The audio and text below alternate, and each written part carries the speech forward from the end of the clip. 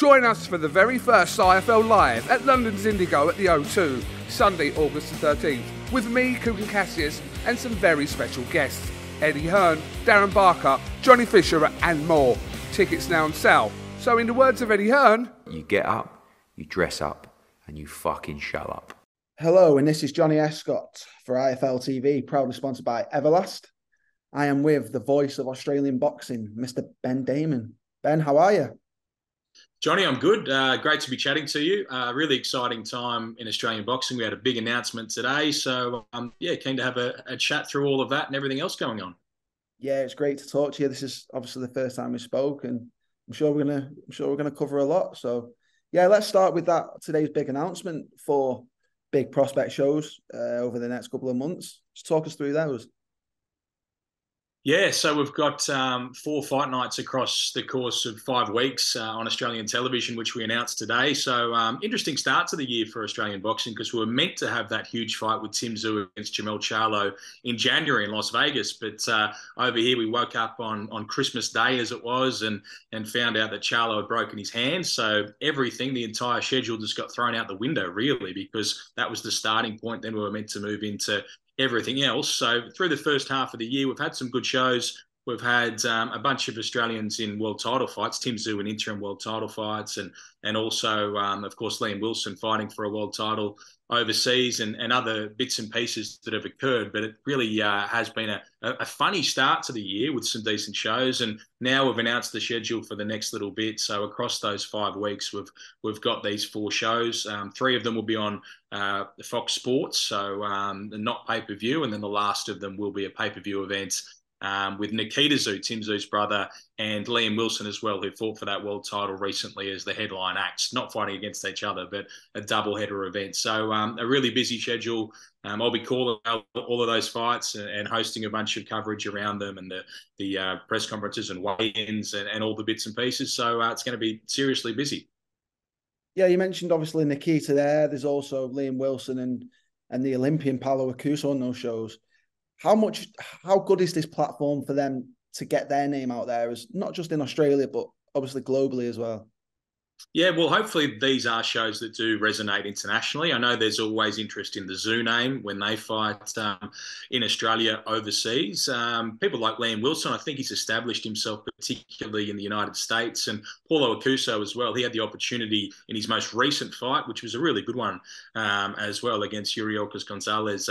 He did a great job, Yunieski Gonzalez rather, in that fight, and won, and that was on Showtime in the US. And I know there was a fair bit of interest in all of the things that he did. So, we'd like to see these shows picked up for people to watch internationally, but certainly they'll have the opportunity to find them in some way, shape or form. You mentioned Paulo Acuso, and yeah, he's a really exciting prospect. He's only had the 4 professional fights. This will be the first time that he headlines a card, and he'll be doing so on Wednesday night of next week, the first of these 4 shows. So good to see him back in action after the good things that he's been doing in recent times. And we've got the likes of Isaac Hardman, who scored the knockout of the year in Australian boxing last year against Bo Hartas. I don't know if you saw that, but it was a brutal knockout, which would have been in the conversation for global knockout of the year as well. It was something else.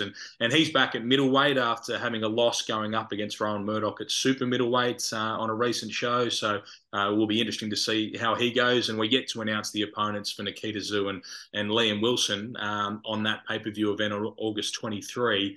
But also, in a couple of shows' time, July 26, it'll be an all-female event, the first time that's happened on television in Australia.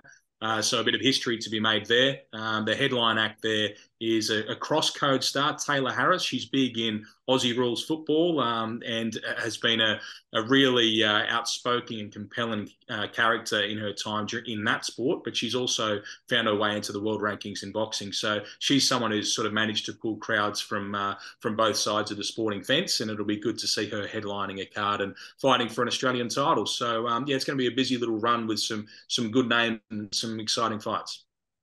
You briefly mentioned Paulo Acuso there. Obviously, in England, in the UK, we've got a pretty outspoken light heavyweight called Mr. Ben Whittaker. Is that a fight you can see in the future? Because obviously, two big personalities, 2 very, very, very talented boxers. Do you think that can happen? Well, I spoke to Paulo about that exact fight a few days ago. We did a podcast, the Main Event Boxing podcast. That episode will be coming out in a couple of days' time. And I just sort of talked to him about the light heavyweight division and how flashy he wants to be, because that's what he wants to do as a boxer. He wants to show off and show all of his skills and really break all the rules. And I know that Ben Whittaker wants to do the same thing. They've been chatting.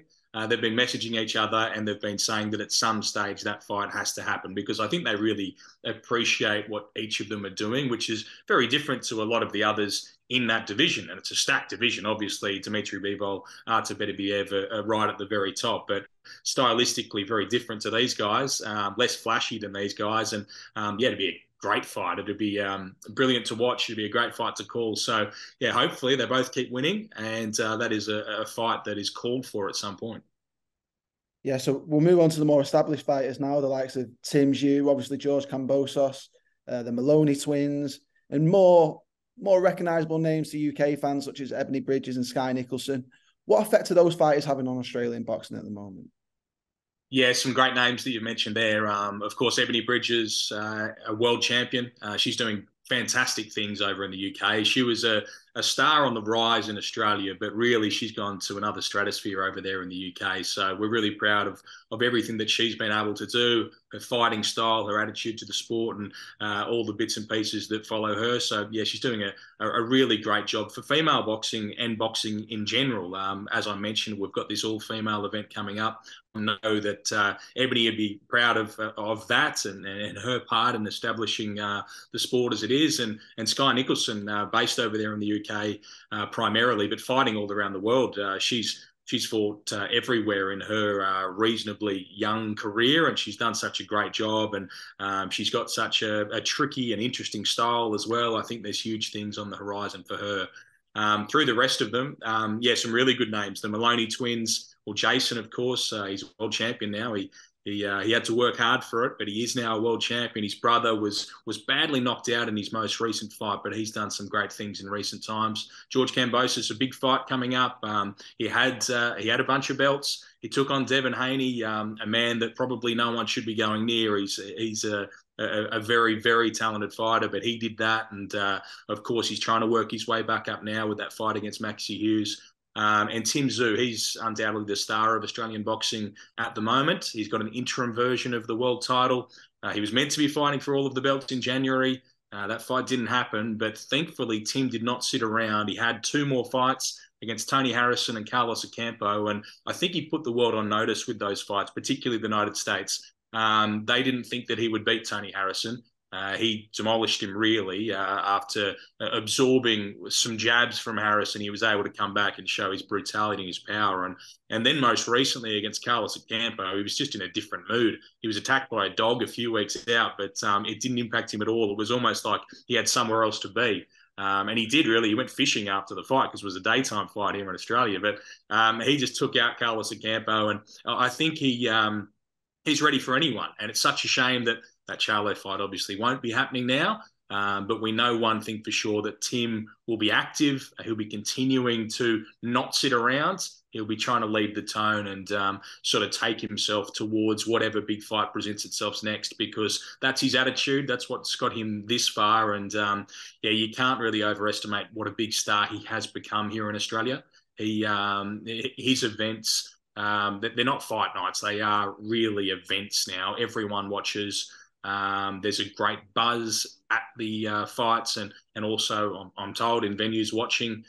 So he's become a real star across all of sport in Australia, and he's doing a really good job flying the flag. He was obviously touted to fight Jamel Charlo, whilst Canelo was touted to fight Jamal Charlo. But it actually turned out that Canelo is now fighting Jamel, and Jamel's moving up 2 weight divisions to take him on. How has that gone down in Australia with that fight falling through? And it does feel like Tim's been waiting for that fight for a good 2-3 years now.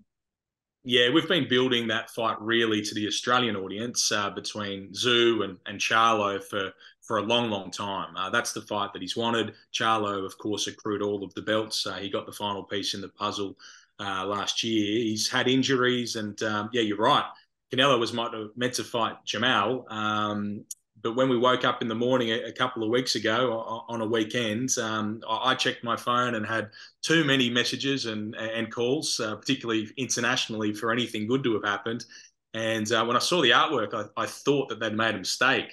Through bleary eyes, I thought, Canelo against Jamel. No, they've got the wrong brother here. But as it turned out, it had all fallen apart overnight. You can completely understand what Jamel's doing. It's a big money fight. I'm sure he's getting a lot more to fight against Canelo Alvarez than what he would have got for what would have been a very, very risky fight against Tim Tszyu. But for us here in Australia, it's been disappointing. But No Limit have been on the front foot. They're trying to organise things, trying to get themselves in the best possible position. And I know that Tim went straight to training the next day. He's taken himself on a training camp to Thailand now. He's not going to wait around. He just wants to stay busy. He's going to be active. And while the Australian sporting public took it as a bit of a kick in the guts, I'm sure they're going to like the fact that Tim will be back in the ring probably sooner than what he would have been if he was fighting against Charlo.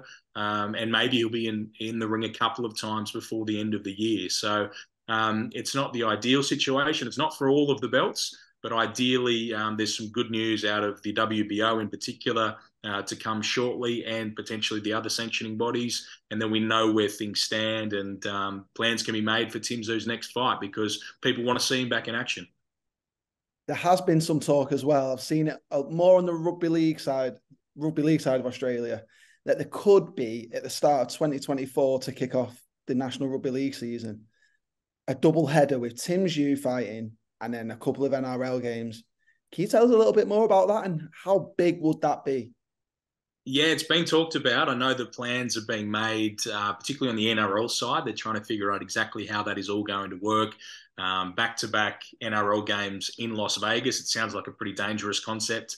But they're going to go ahead with it by all accounts, just trying to put everything together at the moment. And then to tack on a major boxing event, potentially involving Tim Tszyu, if the scheduling were to work out, yeah, it'd be enormous. You can only imagine how many trips there would be from Australians going overseas and the sort of revenue it could generate. I know a lot of it is to do with the betting income of the American betting companies. So I'm sure that the people at the NRL are really investigating all the potentials there and trying to find themselves in the best possible position. But it could be enormous for not only Australian sport, for Australia as well, to show some of these products to that international audience in front of the big gaming audience there in Las Vegas. So I'm sure there's a lot of avenues that the right people could use to make a lot of money for Australia and to really fly the flag as best they can. So I know conversations are ongoing, but I wouldn't be at all surprised to see something like that happen, because Australians, particularly Australians within boxing, are pretty ambitious, and they'll try and do things that will surprise. And yeah, this is another of those.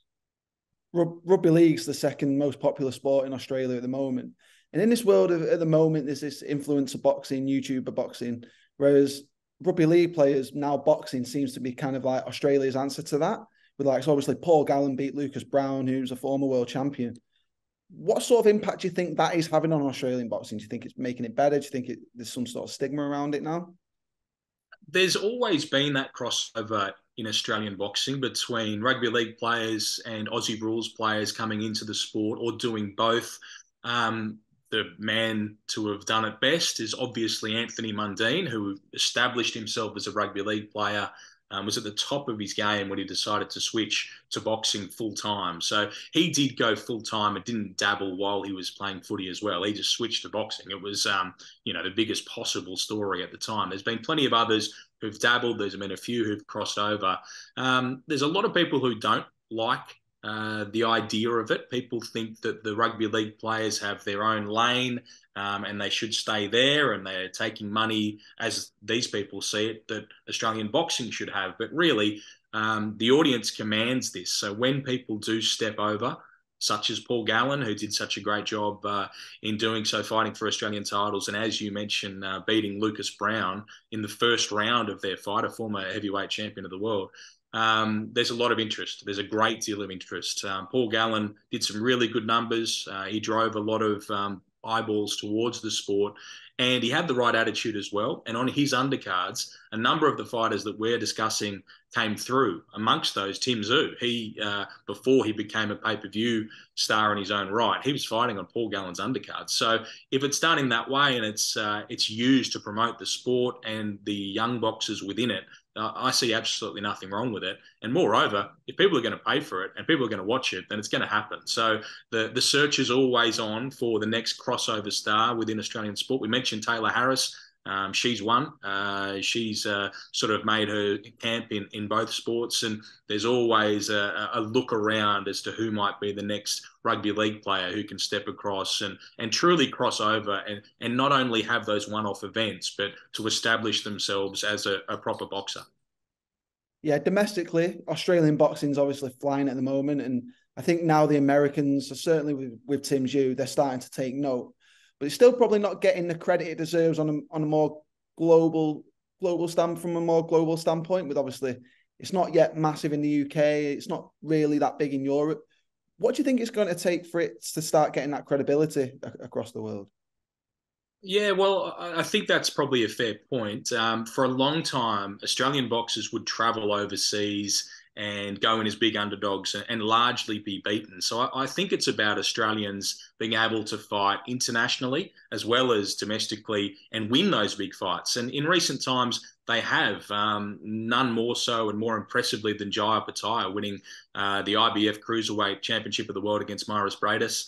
He did that in Australia. It looks like he will probably end up fighting in the UK in his next fight against Richie Riakporhe. If he were to win a fight like that, and other Australians like Tim Tszyu were to fight internationally against your Charlos and other big names and start to win those fights, I think any stigma that people have around Australian boxing would have to fade away. There's plenty of individuals doing really good things, but the consistency is what sort of earns respect. And I think there's enough good names now in what is truly the golden era in Australian boxing to have that start to happen. Not only big shows here where Australians win against domestic opponents, but bringing big names out and beating them, and then traveling internationally as well and winning big fights. So, yeah, I think we're on the cusp of something pretty special, and we've seen the start of it, but there's plenty more to come, I'm sure. Jaya Pattaya there, he's probably, at the moment, I think he's ranked #1 cruiserweight on the planet now. Obviously, in the UK, we've got some big cruiserweights. Chris Billam-Smith, obviously, he just beat Lawrence Okoli. Lawrence himself, we've got the likes of Jordan Thompson coming through. I know Jack Massey's still hovering around. Who do you think would be the best opponent for Pattaya to maybe boost his name in the UK? Well, I think the hardest opponent for him is Riakporhe, but that's the way that it looks like it's going to head because they are headed towards purse bids. It looks like Chris Billam-Smith will fight against Matus Masternak. So the way it's going to work out is Jaya Pattaya, on his first defence of his world title that he won over a year ago now, will be taking on what looks the hardest fight outside of himself in the division. That appears to be the way that things are going to play out for Pattaya. He's happy with that. Ideally, he'd be fighting at home. It'd be trickier, of course, to go to the UK and fight against Richie Riakporhe, but he's someone who just wants to get back in. I saw him the other day at the Tim Tszyu Carlos Ocampo show, and yeah, he's pretty desperate to get back in the ring. It's been a long time, and if you recall that incredible fight against Maurice Bradis, he broke his jaw on both sides. It was dangling from his face. I was calling the fight, and in the final round, it just seemed incredible that not only he was still standing and still fighting, but he was going towards his opponent, a big puncher and a brute in Bradis. It was one of the bravest things that I've ever seen in boxing or in sport. And for him to have gone through not only the recovery, but then all of the politics around him with promotional issues and other bits and pieces, and to be stuck out of the ring for all this time, he's just someone who wants to get in there and prove himself, because I know he doesn't want to be in the sport forever, but he's at the very top of his game at the moment. His jaw's fully healed, and he is the best cruiserweight in the world. So I think there are other much easier fights for him, but no doubt he'll be more than happy to go in there with Richie Riakporhe. And to finish off, if there was one prospect you could tell British, American, world fight fans to keep an eye out for, who's had less than 10 fights, who would that be? Well, there's so many, and we've mentioned a bunch of them. Paulo Akuso is the obvious one. Nikita Tszyu, they're only fresh into their professional boxing careers, and I think we need to keep an eye on Akuso in particular. He wants to fight Artur Beterbiev now. He's that keen to drive himself forward and to get into these big fights, and he's only had 4 so far. Nikita Tszyu, he's developed such a big name for himself. And so much interest and hype around him. Someone who's now fighting under the Matchroom banner is Justis Huni, our heavyweight boxer. He was meant to head to the Olympics and win that elusive gold medal. It wasn't able to happen. Unfortunately, he busted his hand when he fought against Paul Gallen, the rugby league star who came over to boxing. He's got to be right up there in that conversation as the most exciting, who's relatively fresh in his career, but he's just had all these injuries, unfortunately. So the international audience hasn't had a great opportunity to see exactly what he is about, but I'm sure they'll see soon enough. And I think that Justis Huni could be really, really special. There's a bunch of others. Ella Boot is a female boxer who's only had a handful of fights, but she'll be a world champion one day, and we'll see her on that all-female card coming up shortly. So, yeah, that's a bunch of them. But, gee, it's an exciting time in Australian boxing. We've talked about all of these guys, and we still haven't mentioned Sam Goodman, who had that big win on the Timzu undercard against Carlos Ocampo. He's destined to fight for a world title at some stage, and plenty of others as well. It's a real golden era in Australian boxing. So we're very excited here, and hopefully the world does start to take notice, because there's some good fight nights happening here and some really good products coming out of this country now. Yeah, most definitely. And I think, like you said, it's definitely one to watch Australian boxing. I think it's really starting to take off now. I do think it's only a matter of time until it does start to get the credit it deserves from the UK, and obviously like it's starting to get from the US. But Ben, it was an absolute pleasure to talk to you. I'm sure we'll catch up soon, and hopefully Tim has a fight announced soon, so we'll definitely be in touch then to obviously look over that. But yeah, absolute pleasure to speak to you, Ben. Thank you very much for that.